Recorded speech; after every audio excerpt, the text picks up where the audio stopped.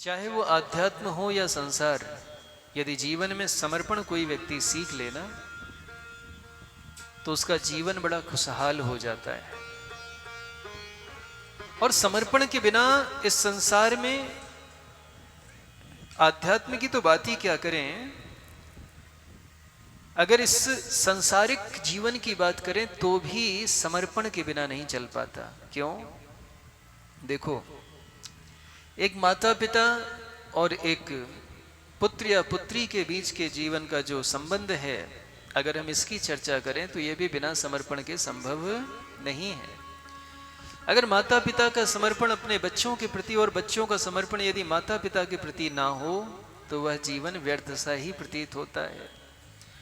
एक पति का समर्पण अपने पत्नी के प्रति और एक पत्नी का समर्पण अपने पति के प्रति यदि ना हो तो उनका दाम्पत्य जीवन कभी भी पूर्ण नहीं होता। समर्पण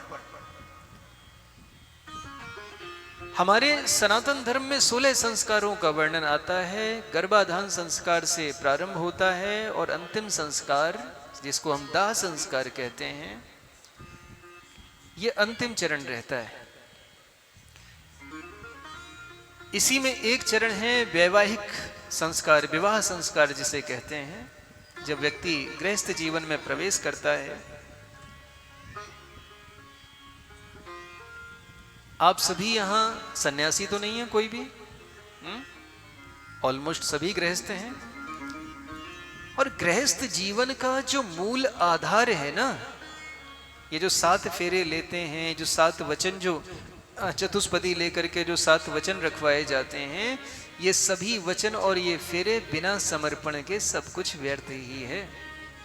आज के समय में क्या हो रहा है?